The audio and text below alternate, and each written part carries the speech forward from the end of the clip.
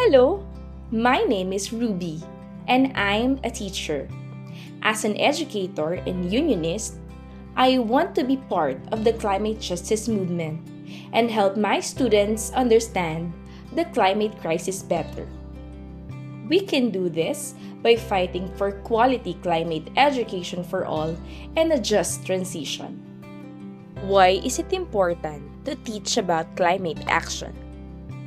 People need to understand the science, history, and complex systems behind climate change because the Asia-Pacific region is more vulnerable to the intensifying impacts of climate disasters such as more intense typhoons, hurricanes, heat waves, melting glaciers, and sea level rise.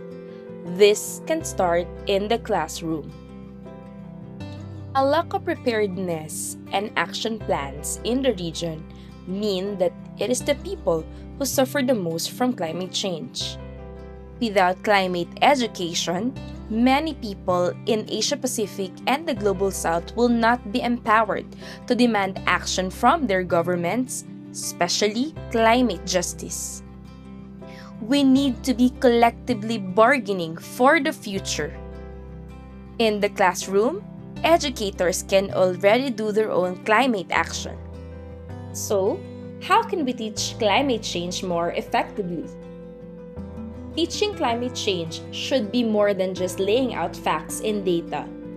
Climate change education must take an interdisciplinary, multi-subject, and cross-curricular approach. This allows students to learn about the historical roots of the climate crisis and the various dimensions of sustainability so that they can reflect and choose which climate solutions will bring about genuine results that are equitable for all. So, how can we teach about mitigation, adaptation, and disaster risk reduction more effectively? Teachers can discuss the role of homes and traditional village leaderships in building their local communities' climate adaptive capacities. Provide concrete examples of effective climate adaptation mechanisms. Discuss the importance of shifting to renewable energy and cutting emissions. Introduce systems thinking when analyzing local climate impacts and risks. Disaster risk reduction or reducing the impacts of climate disasters can be taught from a practical perspective. Teachers can focus less on the inevitability of disasters and instead discuss the economic, political, and cultural aspects of disasters, how the impacts differ across regions, peoples, and genders. Look deeper into the concept of resilience, especially on burden shifting from governments and corporations' responsibilities and to individual citizens, and reiterate the importance of accountability in governance.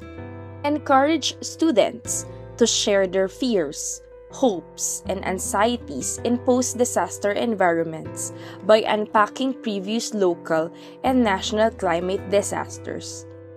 Explore a climate-safe world the way students might envision it. What does that look like? So, how can we educators make a difference? As educators, we have the ability to prepare students for an uncertain future and to instill an educated kind of hope in our communities.